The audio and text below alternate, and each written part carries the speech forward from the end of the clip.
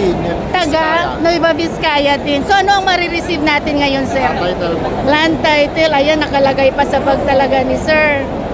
Wow, grabe. Handog titulo programa. So nakakatuwa naman, ano po, sir. So ano ang masasabi niyo, sir, sa Pangulo dahil in-award na po sa inyo sa wakas yung titulo? Papasalamat po sa ating mahal na Pangulo dahil sa binigay niya pong title sa amin. Sana po tuloy-tuloy po yung mga magaganda niyang ginagawa. Supportahan po natin siya sa mga magaganda niyang ginagawa. Ano ang feeling niyo, sir, dahil yun nga, sa wakas, na-receive niyo na? Very happy po. Very happy. May pamilya po kayo. Yes, ma'am. So, Wala pa pong isang taon.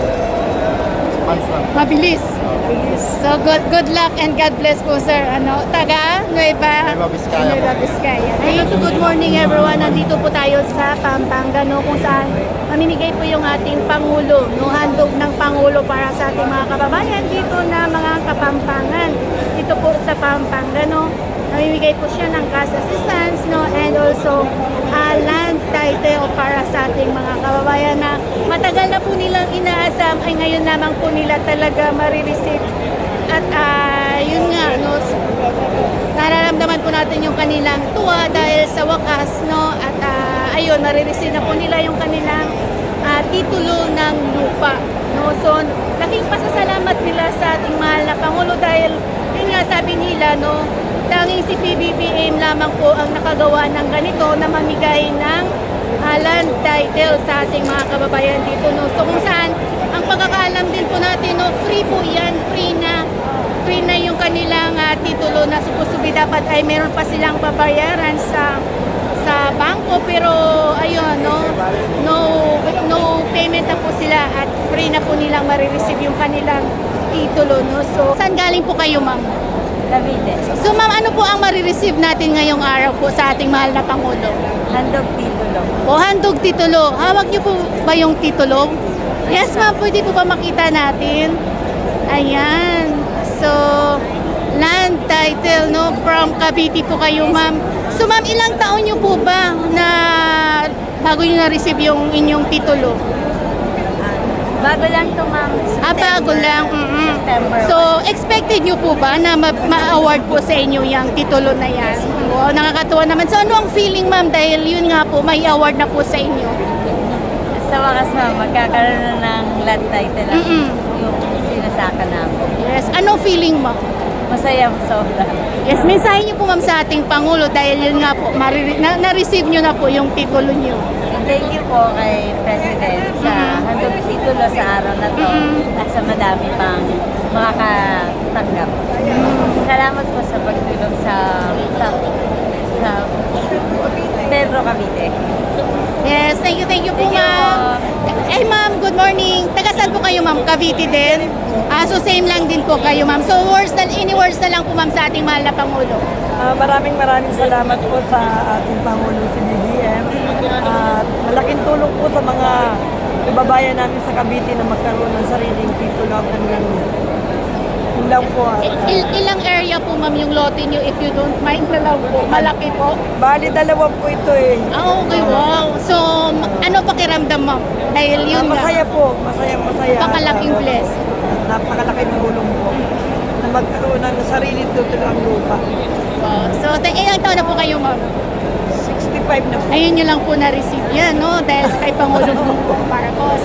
Yes, thank you po, ma'am. Thank you po and God bless dahil alam po namin masaya kayo. Taga saan po kayo, sir? Magandang umaga po sa ating lahat. Taga-region 2 po kami, particularly sa bayan ng Jardine, Nueva Vizcaya. Nueva Vizcaya. So, yes, sir. Napasalamat kami sa programa ito ng ating Pangulong BBM, Ferdinand Marcos. Napagandang programa na ng mga beneficiaries na makakatanggap ngayon sa araw nito. Pagkat napakaling tulong sa kanila ito para sa kaulan ng kanilang kabuhayan. Libreng titulo. Diba? Kaya sa bayan namin ng Jardine, halos lahat ay magalaw, naibigyan lahat ng mga benepisyo lahat ng residential pre-funded na galing sa Department of Environment and Natural Resources sa probinsya ng Nueva Vizcaya. Halos lahat ng mga barangay ay nakatanggap ng ganitong titulo na libre. Kaya nagpapasalamat tayo Free sa na po. Wala na po kayong babayaran. parang kunti lang pa. So, nagpapasalamat kami sa unang-una ulit sa ating Pangulong President Marcos, kanyang patuloy na pagbibigay ng magandang programa para sa ikabubuti ng ating mga bayan. Ako po bilang representative po ng local government unit ng Jadina Vizcaya, isa pa akong sa mga bayan doon at ako pa naging mga kapagsalita ng aking mga constituents, beneficiaries na mabibigyan sa araw nito ng magandang tulong na title na makaka-receive po sa araw nito. Yes sir, ano po ang feeling? Napakasaya po ng feeling sapagkat hindi lahat po ay nabibigyan. Lang napapriority po lahat ng mga parehas natin mahihirap para sa kanilang makatanggap sila ng mga titulo na libre, residential patent. Isa ito na magiging puhunan nila para pagbuti nilang panghawakan, alagaan at lalo pang bigyan ng importansya kung ano ang halaga na ibinibigay ng ating Pangulo sa Yes. ating mga constituents. Yes sir, grab ko na lang din po yung chance ano.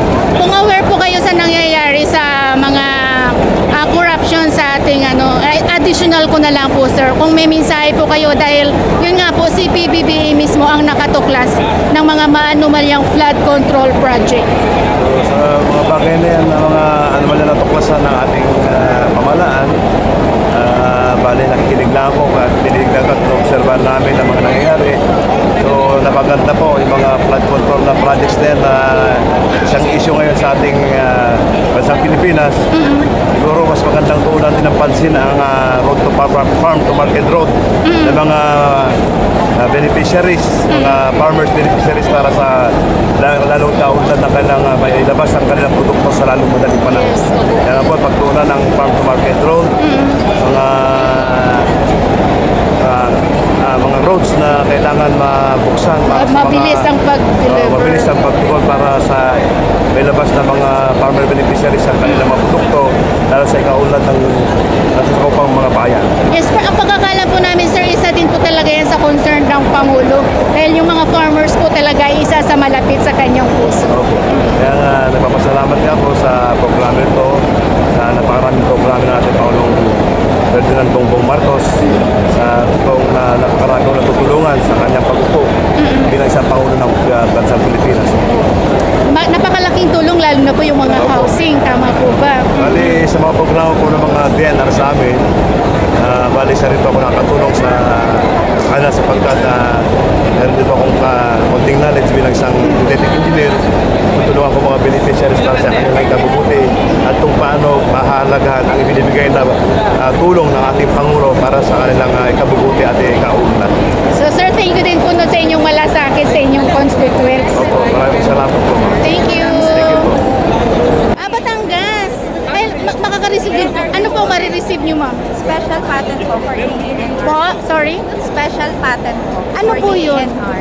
Yun po yung pagpapatitulo po sa mga government stuff. Kayo po, thank you very much sa ating mga kababayan. No? This is Joy TV Official. Maraming salamat po and God bless po sa inyo.